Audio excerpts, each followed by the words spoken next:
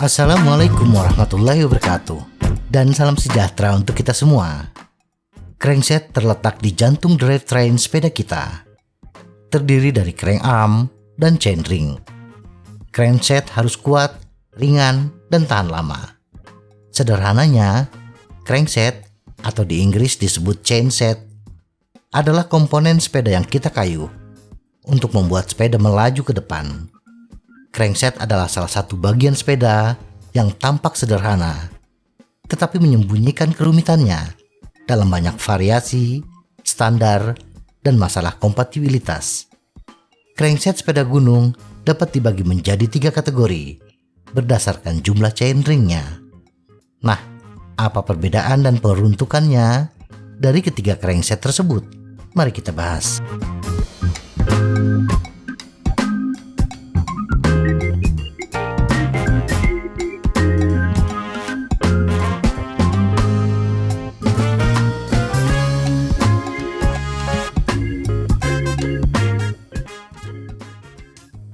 Triple chainring atau 3-by.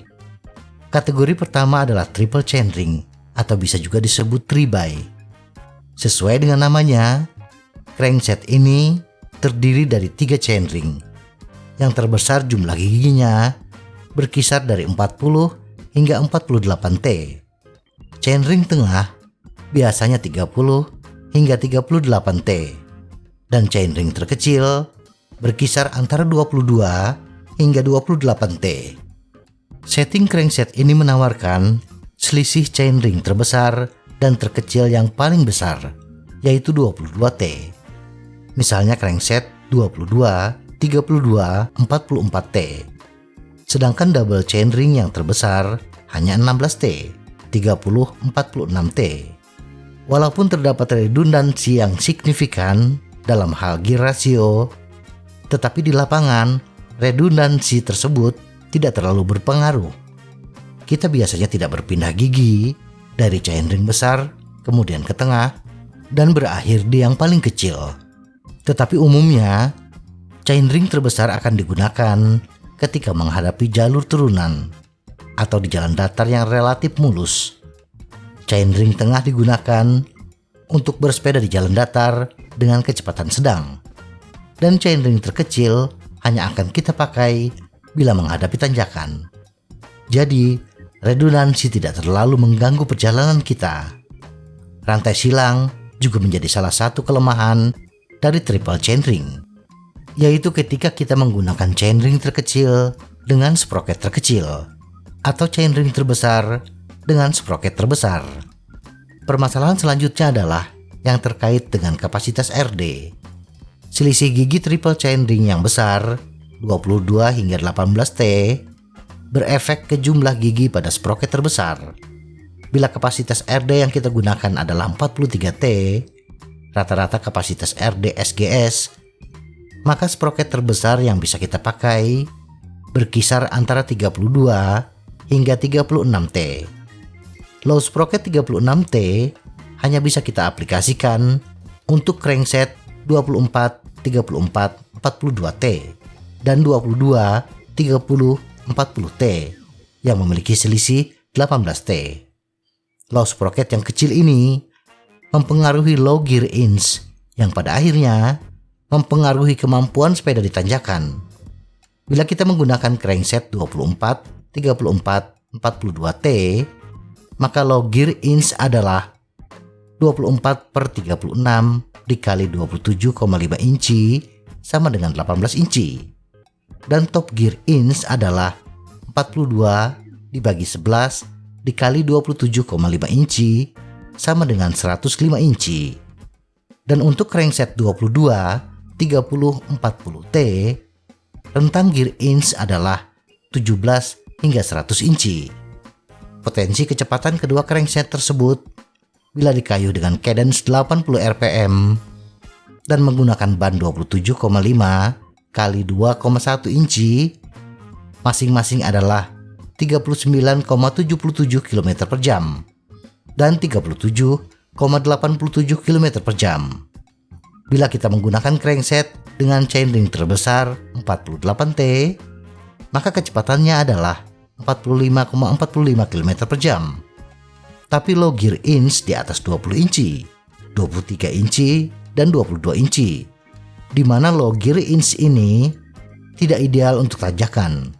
Idealnya 20 inci ke bawah. Double chainring atau 2x. Crankset dengan 2 chainring menyalip triple. Sebagai crankset sepeda gunung paling populer, saat SRAM dan Shimano memperkenalkan drivetrain 10 speed, crankset ganda menawarkan rentang gigi yang lebih sempit, 10 hingga 16T, dengan redundansi yang lebih sedikit dibandingkan triple. Chainring terkecil yang diterapkan pada crankset ini berkisar antara 22 hingga 30T, dan untuk chainring terbesar berkisar antara 34 hingga 46T. Selisih gigi yang sempit ini memberi peluang kepada kita untuk menggunakan low sprocket yang lebih besar, yaitu berkisar antara 38 hingga 44T untuk RD dengan kapasitas 43T.